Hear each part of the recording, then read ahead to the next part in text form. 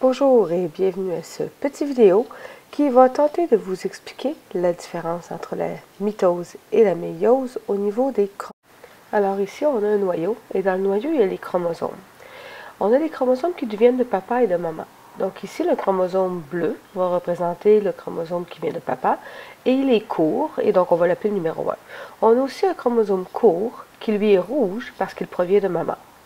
J'ai mis une deuxième paire de chromosomes, on va l'appeler le chromosome numéro 2, et évidemment qu'il y en a un qui est bleu, parce qu'on a un chromosome numéro 2 qui vient de papa, et il y en a un qui est rouge, parce qu'on a un chromosome numéro 2 qui vient de maman. Alors ces chromosomes, ce qu'ils veulent faire, c'est la mitose. Et avant même de commencer la mitose, ils doivent se répliquer. Alors c'est pour ça qu'ici sur les images, on voit que chaque chromosome fait une copie de lui-même. Donc maintenant, on a un grand rouge qui est multiplié par 2, on a un petit rouge qui est multiplié par 2, on a un grand bleu qui est multiplié par 2 et on a un petit bleu qui est multiplié par 2. Donc finalement, on se trouve à avoir 8 chromosomes à ce moment.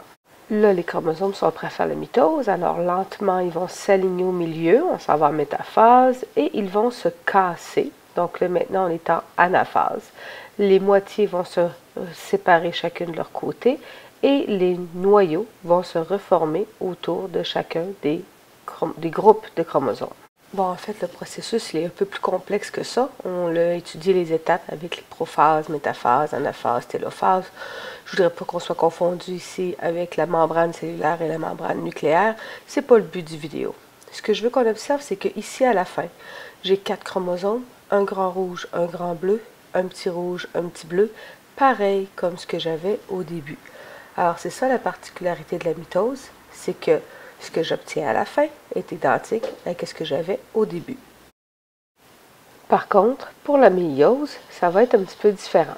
On va partir avec le même noyau du début, c'est-à-dire qu'on va avoir le même petit chromosome rouge et petit chromosome bleu, donc la paire numéro 1 qui nous vient de papa et de maman.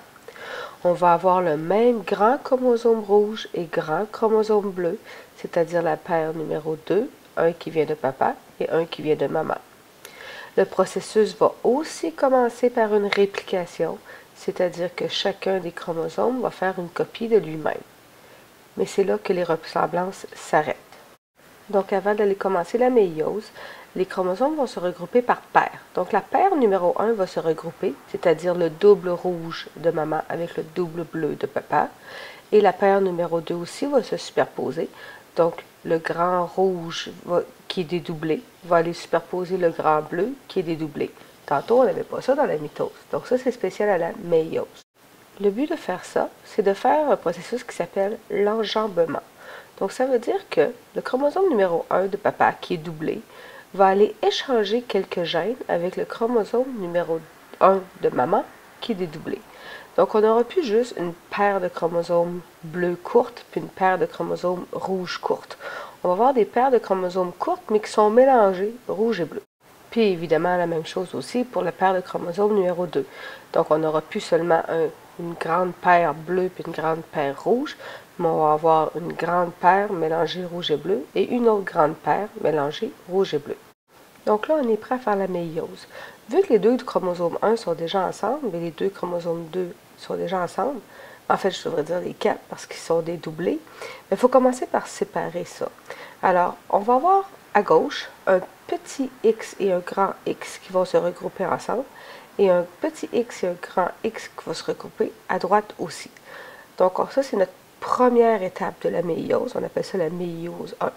Et évidemment, ça passe par toutes les phases de prophase, métaphase, anaphase, télophase qu'on a étudiées avant. Mais c'est pas fini. La méiose va continuer et va repasser par un autre ensemble de prophase, métaphase, anaphase, télophase, cette fois pour séparer les X eux-mêmes. Donc pour séparer les petits, on appelle ça des chromatides, qui sont collés ensemble. Et là, ce qu'il faut observer, c'est que les 4 noyaux qu'on a obtenus, oui, 4, pas 2, mais les 4 noyaux qu'on a obtenus sont tous différents. Les gènes, l'ADN, a été mélangé, donc on a obtenu 4 noyaux différents. Et si on le compare avec celui du début, c'est différent aussi. C'est différent sous plusieurs aspects. D'abord, il y a seulement un petit et un grand, alors qu'au début, on avait 2 petits et 2 grands. Et en plus, sont mélangés rouge et bleu. Le petit est mélangé, le grand est mélangé, alors qu'au début, on avait des chromosomes juste de papa ou juste de maman.